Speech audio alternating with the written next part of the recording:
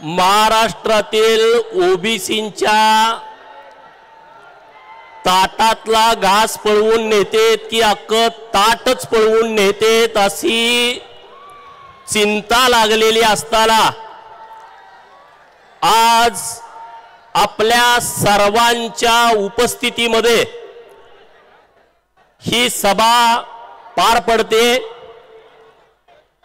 या सभेला मार्गदर्शन करण्यासाठी या महाराष्ट्रातील ओबीसी, उपेक्षित, वंचित, पीडित, प्रतारित, अपमानित लोकांचे नेते माननीय नामदार छगन भुजबळ साहेब आणि व्यासपीठावरील सर्व मान्यवर मंडळी आणि तुम्ही सर्वजण आज पुण्यश्लोक अहिल्यादेवी नगर मध्ये आपण एकत्रित यासाठी झालोय, हाच निर्धार करण्यासाठी झालोय की या जिल्ह्यामध्ये ज्या माऊलीचा जन्म झाला त्या माऊलीनं एक मोठं साम्राज्य निर्माण केलं। सुभेदारकीपासून त्यांचा नातू तर सिंहासनाधीश्वर झाला, चक्रवर्ती महाराजा झाला। म्हणजे त्यांचा संदेश असा होता, राजा वही बनेगा जो हकदार होगा, राजा का बेटा राजा नहीं बनेगा। आणि त्याच अनुषंगानं आपण आपलं राज्य निर्माण करण्याची आवश्यकता आहे। सत्ताधारी जर माजले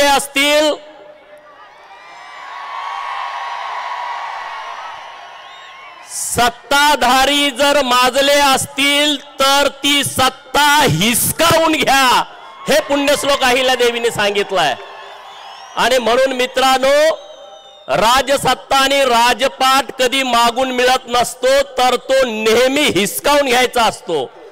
आणि म्हणून जर कोणी आमच्या आरक्षणाला धक्का लावण्याचा विचार करत असेल तर माननीय भुजबळ साहेबांच्या नेतृत्वाखाली या महाराष्ट्रातल्या ओबीसीनी एकत्रित येण्याची गरज आहे। अजून जागृती की नाही मित्रांनो, हा लढा काय भुजबळ साहेबांच्या नेतृत्वासाठी नाही आहे, हा लढा पडळकरांना नेता करण्यासाठी नाही आहे, हा लढा महाराष्ट्रातल्या ओबीसींच्या हक्काचं संरक्षण करण्यासाठी आहे। हा लढा महाराष्ट्रामधल्या ओबीसींच्या वरती जो घाला घालण्याचं काम चालू आहे त्याला विरोध करण्यासाठी आहे। आणि म्हणून मित्रांनो, आपण सगळ्यांनी विचार केला पाहिजे। आज नरवीर राजे उमाजी नाईक यांची पुण्यतिथी आहे।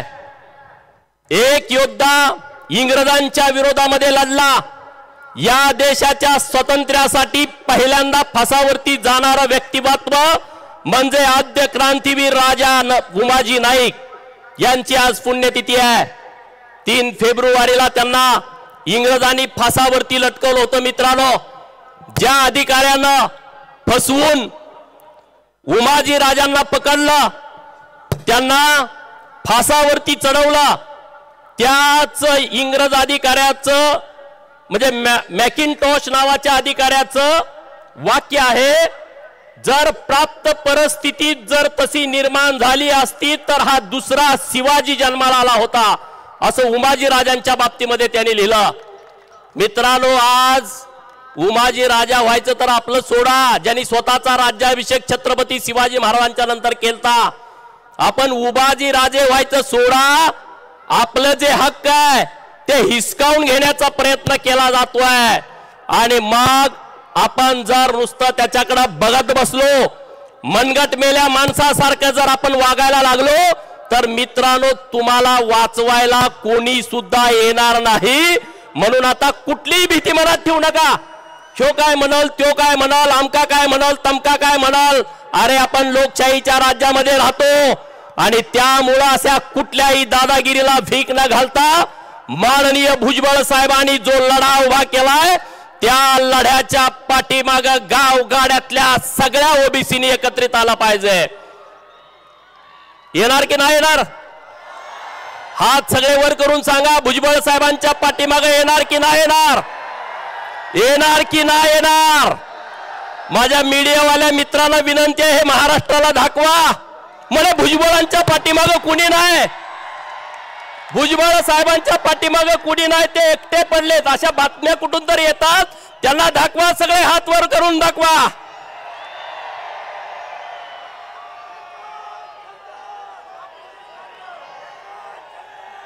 दाखवा हे सगळ्यांना, हात वर करा सगळे. अरे एकटा भुजबळ नाहीये, आम्ही सगळे त्यांच्या पाठीमागे ठामपणे उभे आहोत. हे महाराष्ट्राला चित्र कळू द्या.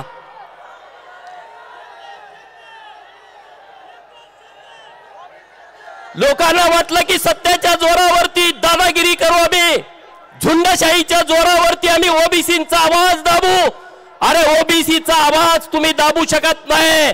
आज ओबीसींना तुम्ही त्रास देण्याची भूमिका घेताय, हाच ओबीसी तुम्हाला तुमची जागा दाखवल्याशिवाय राहणार नाही. मित्रांनो, हे पहिल्यांदा घडतंय असं नाहीये. उपोषण करून एखाद्याचे हक्क हिरावणे, उपोषण करून त्यांच्या अधिकारापासून त्यांना वंचित ठेवणे. 1932चा पुणे करार तुम्ही आठवा. महामानव डॉक्टर बाबासाहेब आंबेडकर साहेबांनी 1932 साली या देशातल्या मागासवर्गीय लोकांना मतदार संघ आरक्षित केले पाहिजेत असा विषय पुढे आणला. आणि असा विषय पुढे आणल्यानंतर महात्मा गांधी उपोषणाला बसले की यांना तुम्ही अधिकार देऊ नका. अशा झुंडीच्या झुंडी जाऊन त्यांना पाठिंबा द्यायला लागल्या, गर्दी वाढायला लागली. डॉक्टर बाबासाहेब आंबेडकर साहेबांना लोक म्हणायला लागली, अरे गांधी उपोषणाला बसलेत, ह्यांचं जर बरं वाईट झालं तर काय करायचं तुम्ही. एबीपी माझा, उघडा डोळे बघा नीट.